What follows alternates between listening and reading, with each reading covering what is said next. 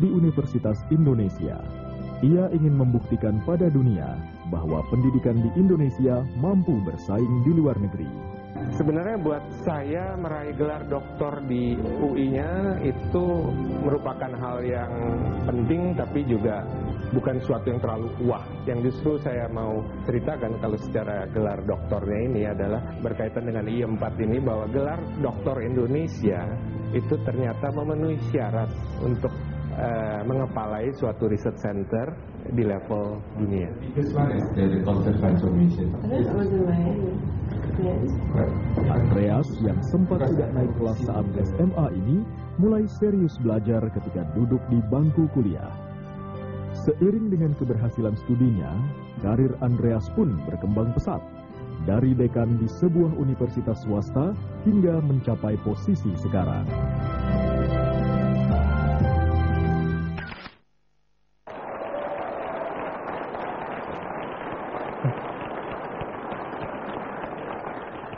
Sekarang kembali ke posisi Anda. Apakah tidak menimbul kontroversi? Karena selama ini kan hanya orang Inggris, orang Amerika yang menjabat. Apakah orang-orang Inggris dan Amerika nggak merasa tersinggung lihat kok ada orang Melayu yang duduk di situ?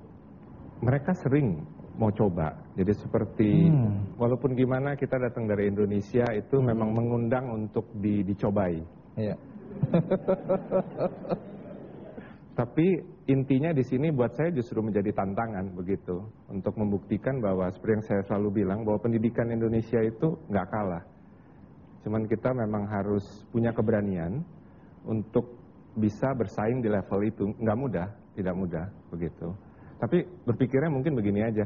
Kalau kita dilecehkan orang, misalnya dia nggak percaya begitu, kita tunjukkan. Justru nanti kalau pada akhirnya orang itu datang ke kita, kepuasannya menjadi berbeda. Berbeda ya. Nah, kalau saya lihat di sini bahwa Hey ini kan Hey Group ya, memberikan konsultasi, jasa, servisnya itu ya. Ini jasa apa yang diberikan? Kita salah satu perusahaan terbesar di dunia yang berfokus dalam organisasi.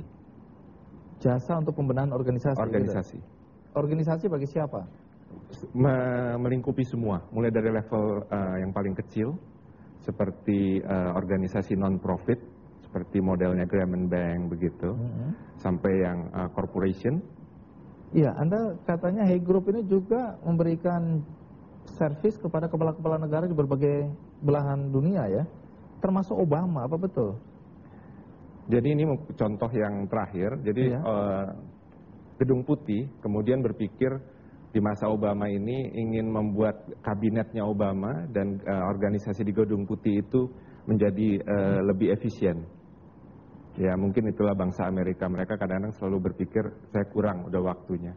Kemudian diadakan tender terbuka, kurang lebih gitu, untuk pembenahan ini.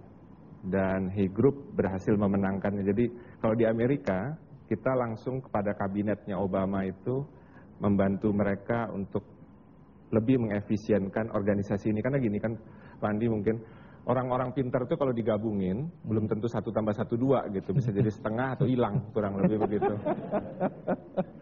Konsep kita adalah bagaimana membuat leadership ini menjadi saintifik, jadi bisa diukur.